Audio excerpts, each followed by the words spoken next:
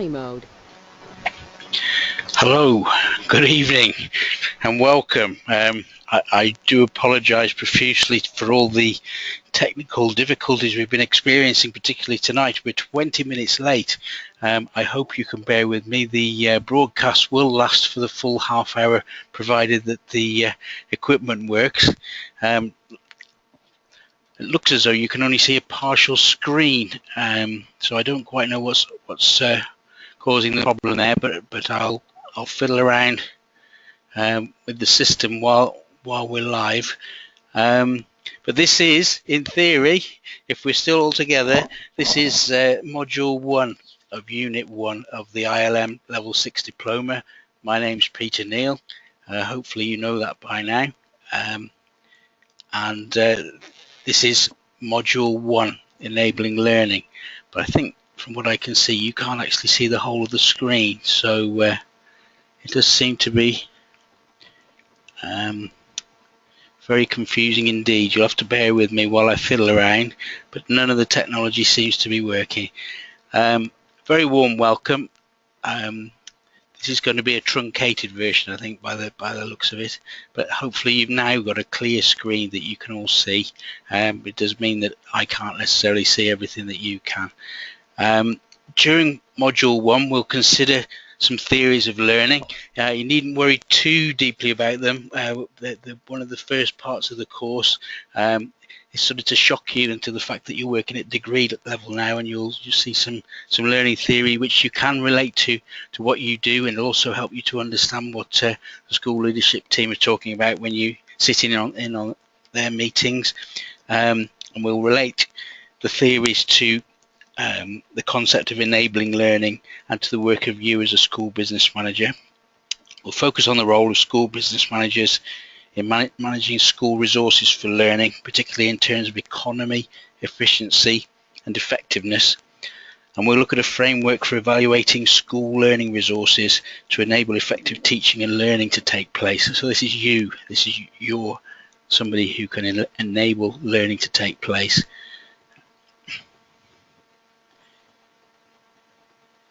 To start with, we'll go through the technical arrangements, and I can see that there are 8 of you here tonight. There are actually 14 now in our group. We seem to be growing all the time, and now that the technology should be working, I'm going to see if I can unmute each of you in turn to see whether you're actually there and whether you're still patient or whether you're tearing your hair out.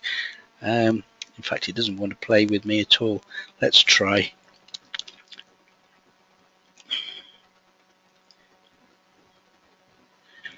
Right. Doesn't want to know me at all at the moment. Right, let's see if we can try this. Hello, is Dawn there? Hello, Peter. Can you hear me? Thank goodness for that. How are you, Dawn? I'm all right, thank you. Thank you very much for bearing with me. I'll mute you again, and we'll see if somebody else is there. Hello, is that Lynn? Hi, Lynn. Hi, Peter. It's Lynn here. Hello, welcome. How are you? I'm very well, thank you. Well done. I'm delighted that you're with me. I'll mute you again. Just one moment. I'm hoping that this is Maxine. Yeah, I'm here. Oh, brilliant. Are you okay? Yes, thank you. Well done. Lovely to hear from you. Hello, is that Sandra? Yes, I'm here. Phew, brilliant. Hello. Hello, thank you ever so much for bearing with me. I think we'll have to do this by smoke signals or something in future. It seems to be very, very complicated, but thank you very much for your patience. Hello, is that Sharon? Is Sharon there, or has she given up and gone to do something more interesting instead? No. Okay, we'll find out from Sharon later, hopefully. Is Rachel there? Hello, yes, I'm here. Can you hear me? I can hear you loud and clear. Welcome aboard, Rachel. Thank you. Lovely to hear your voice. Thank you. So, there are actually 7 of you: Dawn, Lynn, Maxine, Rachel, Sandra, and Sharon. As I said, there are 14 altogether. For those of you who might be able to hear me, but you can't, I can't hear you, please type questions. Hopefully I'll be able to see them. Sharon Thorpe has said, "I'm here, sorry you can't hear me." Well, that's positive anyway, and thank you very much for bearing with me as we plough our way through. I'm going to jump straight in and look at the assessment, he says, but the technology still isn't working. Yep. There we are, it is now. I don't want to scare you to death, but by Saturday the 30th of April, I'm going to be asking you to produce a 5,000-word written report, which is an evaluation of an aspect of your school's resources for learning. And ahead of that, a week on Saturday, so only 10 days or so away, I'm going to be asking you for an evaluation planning checklist. Some of you have already asked me for ideas on what to work on. I would say it's going to be something that's relevant to you and your school, something that you're interested in. We'll look at 1 or 2 examples as we go along. Hopefully some of the things that we talk about tonight will start your creative juices from flowing, but I really wouldn't do something, I'd try and be imaginative, do something that you really would love to do and that's relevant to your school. And you can see the stages that we're at. We're in February. This is the planning stage, then evaluation, and then reporting. And really the evaluation stage is all about you doing some research that is meaningful towards the evaluation that you're going to be undertaking. These are the areas that we've been given that you can evaluate. I'm sure that you can find areas within your school that are relevant to this. It might be worth having a word with a senior leader or your line manager, but we want to hear from you about either the use of learning space or learning technology. Some people have used examples of an outside learning space, how to improve the school grounds outside, or learning technology, how to what IT is available, and how can we use that. The deployment of learning support staff. You will all have teaching assistants, learning support assistants in your school.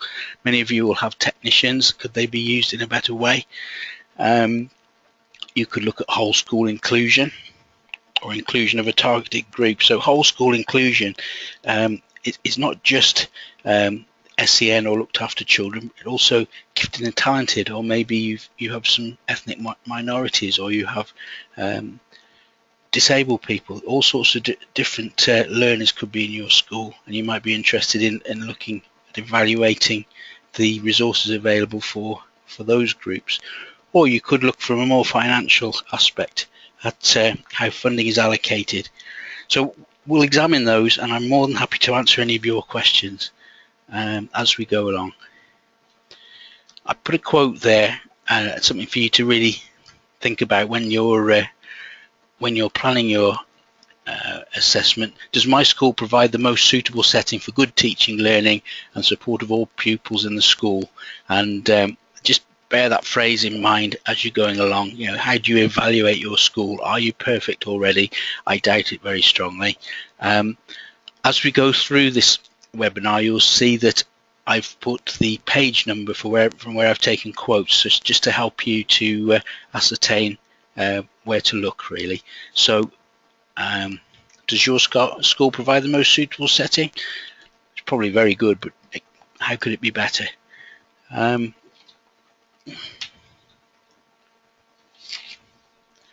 So these are the learning outcomes. These are the objectives for today.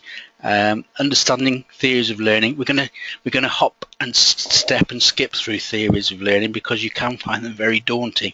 I'm not sure that they're absolutely vital for the course, but you could apply them to how you learn and just do a bit of self-evaluation, a bit of self-analysis there. You can understand the concept of enabling learning and the management of resources in schools. You can review your contribution to enabling learning through resource management as an SPM, and you can evaluate your school's management of the resources. Those two could well be the same thing as one another. So learning, as you can imagine, can have a range of different meanings for different people. For example, how far is intelligence determined at birth, or is it developed during childhood or adolescence? How far is the learning of knowledge and skills age related? Are some styles of learning more effective than others?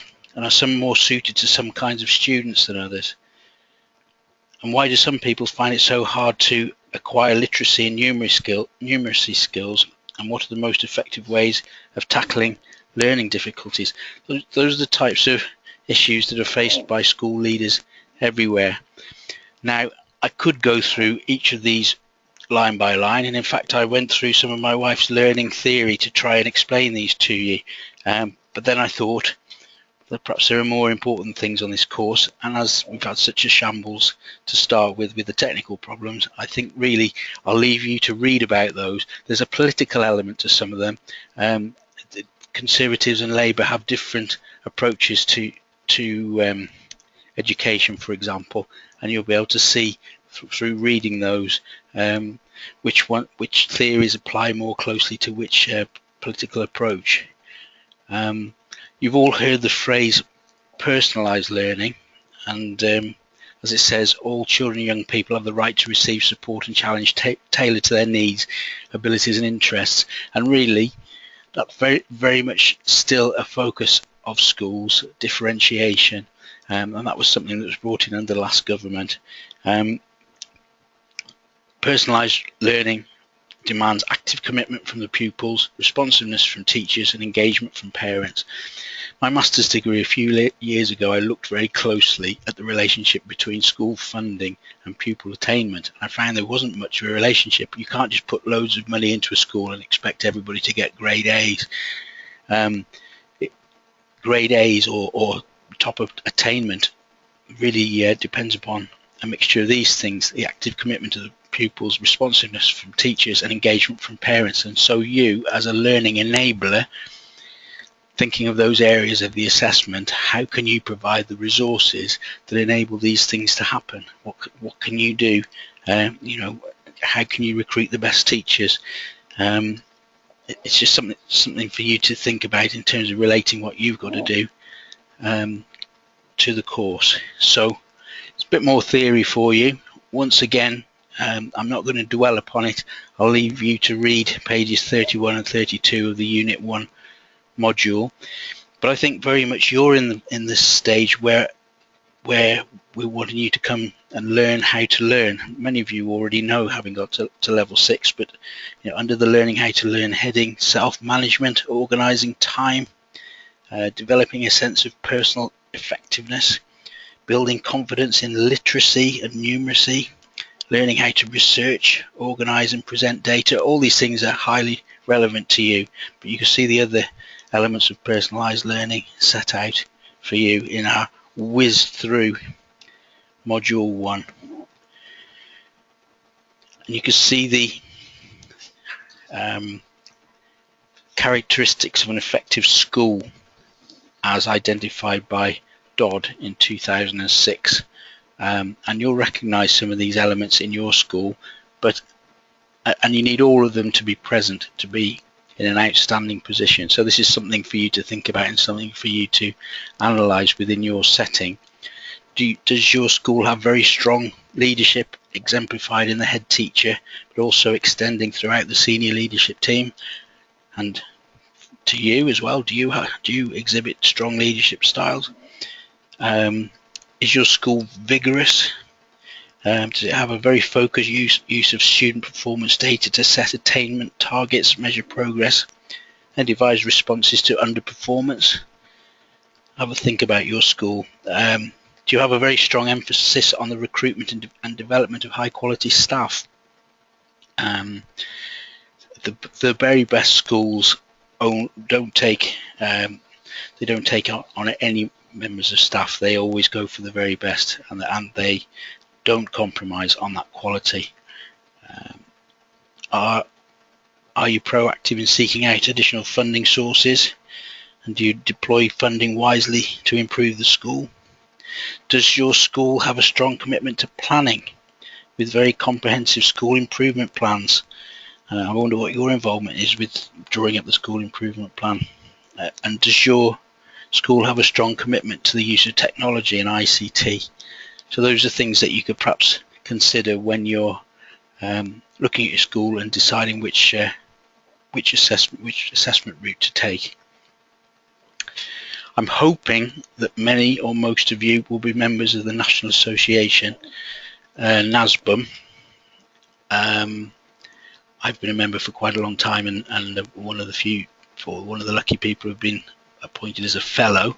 They introduced their professional standards in the autumn, and even if you're not a member, I strongly suggest that you have a look at them, and you can use these as a basis to see how far you personally make progress in the course. That's certainly not something that you have to do, but it's just something that might be interesting to you. Within the professional standards, you can grade yourself, give yourself a mark against all sorts of different headings under those main headings there, to do with the functions of the job, but also the type of person that succeeds. And I strongly recommend you have a look. And if you can have a look in the next few days, there is a survey on the NASBM website for you to have judged yourself and to tell them where you feel you stand against all the different standards, but also they want to know what you think of it. So if you do have the time, please have a look.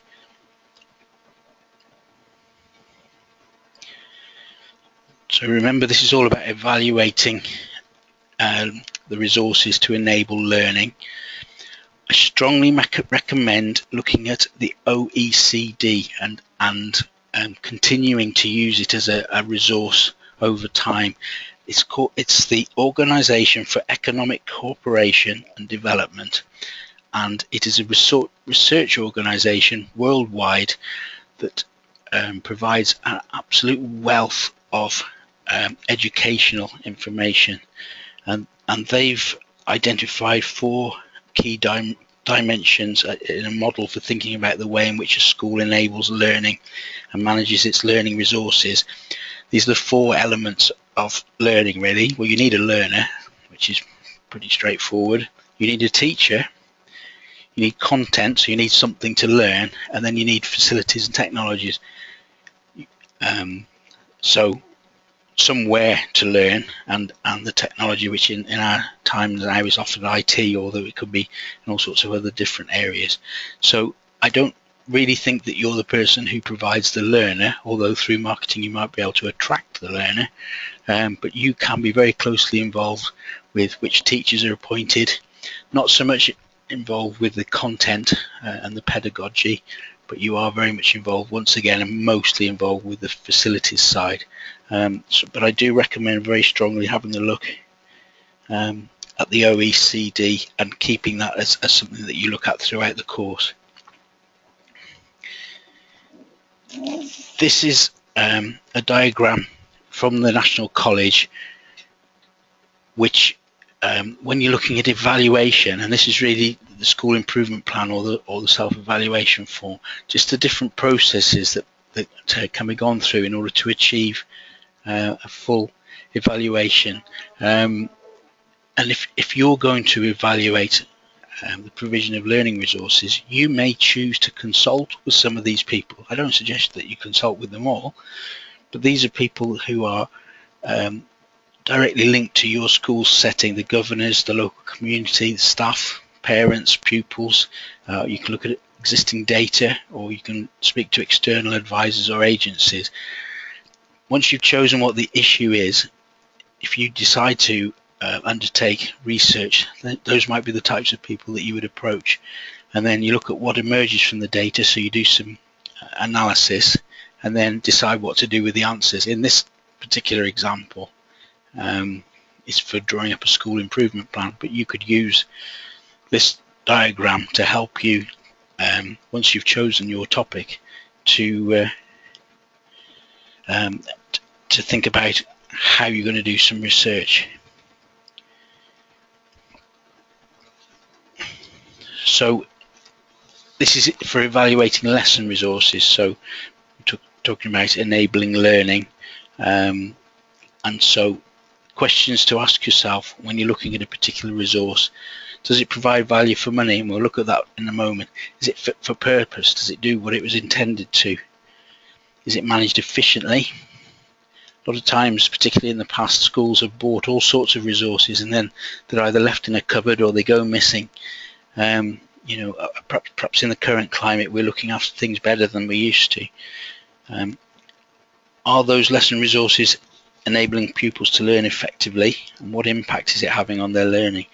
And do you employ or deploy resources fairly?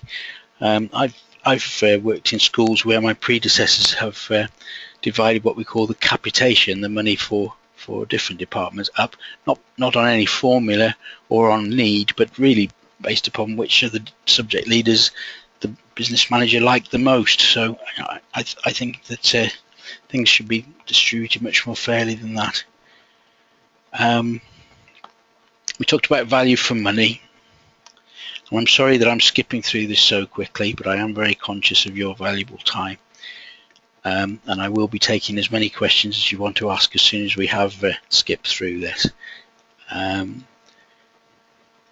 Value for money is made up of economy, efficiency, effectiveness, and equity. So economy, whenever you go through a procurement process, one of the aims is to spend as little as possible. So that's spending less, but you want to spend well. You want to be efficient. You want to make sure that what you buy is the best that you can afford, rather than just the cheapest. You want it to be effective. You want to spend wisely, and you want to spend fairly as well, to make sure that the services that you purchase are available to and reach all the people that they're intended for according to their level of need. So in the management of learning, those are some key elements identified. Financial resources, either capital or revenue funding, the translation of these into inputs such as goods or services related to pupil learning. Then there's the process of providing goods and services, so that's the delivery or the management of those items. And then the outputs, which is the learning opportunity, and then the outcomes in terms of pupil learning and attainment. So it's not quite a factory model, but you need the money to be able to buy the things in order to deliver them to your customers and then to improve their lives. And that's, if the course is providing you with diagrams, I suggest that you decide to use some of them. Don't use them all, but as a marker, if I'm wading through page after page after page of text, it is often quite a relief to see a well labeled and relevant diagram with some text about it underneath. So amongst your 5,000 words, although this won't add to your word count, it really does break up the text and make things that much more interesting. So if something's given to you, if you can make it relevant to you, then I would definitely use it. So that was our hop, step and jump through module 1. I'm sorry that it's so quick and so garbled. And we're back to this dreaded page, your assessment, 30th of April, talking about learning and managing your time. I really wouldn't leave it till the 28th of April before you get around to doing this. 5,000 words. I don't know when the last time you wrote 5,000 words was, but I strongly suggest that it's something you need to approach little and often. So the reading, you've been sent a lot of reading materials. Please find the time, be selfish, shut yourself away if necessary, and please read as much as you feel is relevant to the materials. Not all the activities are compulsory, but please, if you feel they're going to be useful, please undertake them. But at this point, it's really about formulating in your mind the type of thing that you want to write about before you set out, and you may choose to start before the 1st of March on your evaluation, on your gathering of data, and I really strongly suggest that you do work systematically if that's physically possible. I know everybody's personal circumstances are different. I know that you have to rely very much upon the people around you in order to be able to achieve this. You know, a lot of you have got commitments way beyond work and study, but if you can find the time every week and work quite systematically, you will reap the benefits later on. And you know, I'm always on the end of an email. I'm more than happy to help with any planning or any thoughts that you might have. So we looked at this before. In this rush through module 1, I don't know whether you've had a chance to think at all, but you'll need to choose an area to evaluate.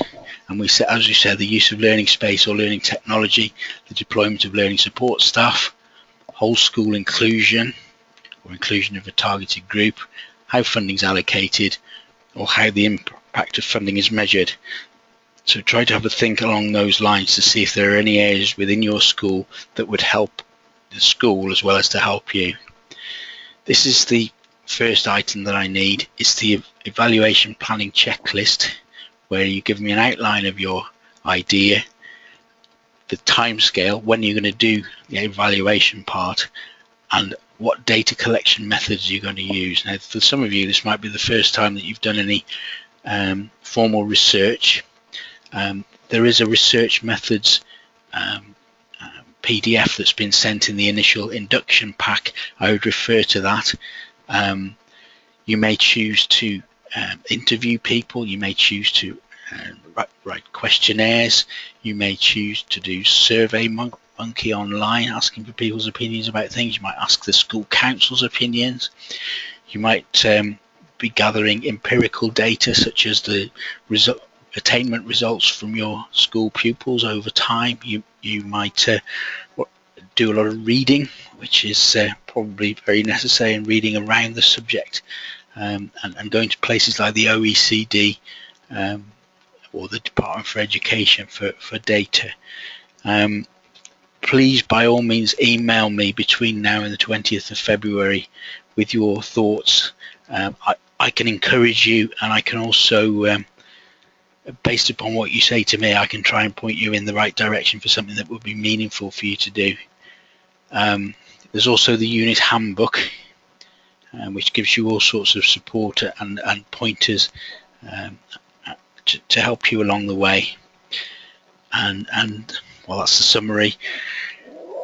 Very, very briefly and very frustratingly, because of the technical problems, that's kind of what we've looked at in a very short space of time. So this is now your chance to ask me anything. So it's a case of raising your hand. I'm trying to see from the technology whether anybody has got their hand up. It doesn't look as though they have at the moment. Raise your hand and I'll unmute you, and you can ask me anything that you want. Otherwise, type a question and I'll read it out, and I'll give you the answer to the best of my ability. Or alternatively, if you're very shy, send me an email. Whichever is the best way for you. I'm more than happy to do my best to help. I can see I've got a hand up, actually. Hello, Annette, did you have your hand up? I did. I just wanted to ask a question. The problem I've got is I don't work in schools on Fridays, and next week is half term. So Right. to meet a deadline of the 20th with some of the stuff, I can do the work, but obviously I'm not going to be able to get much research. I don't need you. Then. No, I don't need you to do any research before the 20th. I just need you, please, to tell me what you're going to do. Okay, well, actually meeting staff, because I'm only going to be there tomorrow, to get some kind of ideas, it's not a long time. No. I mean, I can, but I'm not sure it's going to be the best idea, I guess. Right. Well, if you go into work tomorrow, have a chat with one or two people, send me an email with your first thoughts, and we can respond during the day. I do have the power and the wherewithal to offer people extensions in time, but I think right at the start, Yeah, despite all the complications that we've all been through, I think it would be bad practice, really. But if you are absolutely desperate, then I'm sure we can agree something, because the main deadline is the end of April. But if you go and have a word with people at school, have a real think, send me an email, and we'll take it from there. Okay, will do. Yeah, best of luck, Annette. Thanks. I have a question here. What happens if the chosen project will not be completed until September 16? Can I still use it? Well, Sharon, the answer to that is yes. I think this is the academic process. This isn't like a level 4 project where you had to be the project manager and see your way through. This is much more to do with research and evaluation.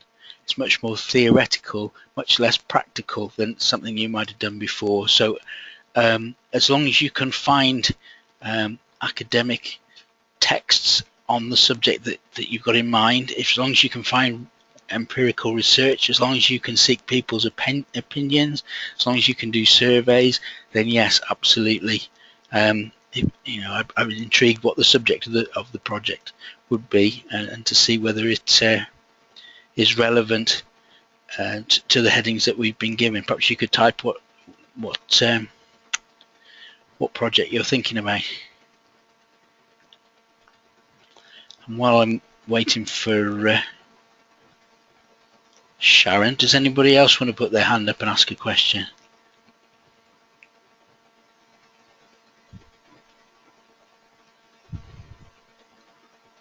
It doesn't look like anybody is at the moment. As I say, I'm on the end of an email at any time. I do check them during the day at work. So please, by all means, ask me anything you want. If I know the answer, I'll help you straight away. If I don't know the answer, I'll find out and come back to you. I don't know whether Sharon did hear me then to type something, but there's nothing forthcoming at the moment. Rather than leaving a lot of dead space, I'll move on to the final reminder. Most of you have booked your tutorials. I hope that the GoToWebinar system is less chaotic than it once was tonight. I think it was actually down globally. I don't think it was just us that it wasn't working for. But technology doesn't seem to be our closest friend at the moment. And the VLE, or OLA as I've heard it called, hasn't been working either. There will be an online learner discussion forum. And I believe they're working hard on it at the moment, but I've been told that before, so we'll wait and see how truthful that becomes. I really encourage you all to join in when that online learner discussion forum is open, because we really can share ideas. When we've had face-to-face days with other cohorts, we see people bouncing ideas off each other, and that's the best way to learn from your peers. I can see that Sharon's put her hand up. Can you hear me now, Sharon? Oh no, that's a shame. I raised my hopes a bit too high then. Perhaps you could type something to me, Sharon. Okay. So we've talked about the evaluation planning checklist. That's the first hurdle to jump, and that's a week on Saturday. And I would appreciate if you could get them done in time, please. But please, between now and then, send me your thoughts by email, and we'll have a chat and see what we can do. I do apologise profusely for moving the date of the next webinar. Mostly they'll be on Mondays. Tonight's is a Wednesday simply because I was in Trowbridge in Wiltshire helping people at level 5 and level 6 on Monday. Generally they'll be on Mondays, but my football team, Shrewsbury Town, or Shrewsbury Town if you're posh, are playing Manchester United on Monday the 22nd of Feb, and I do apologise for that. Normally I wouldn't move a webinar, but it's never happened before in my lifetime, so I'm afraid I'm going to be going to the match. And then we've got the other two the Module 3 and Module 4 webinars, and with a fair wind, we'll be able to do those on time and make them meaningful. If there's any suggestions that you'd like to make for how you'd like the webinars to look in the future, I'm more than happy to listen to you, but generally I will be pre-seeing the module, and then we'll have time for questions and chat at the end. Really, I've come to the end of what I was going to say. I don't seem to have heard any more from Sharon, unless it's just my interpretation of the technology. Oh, there's a very long...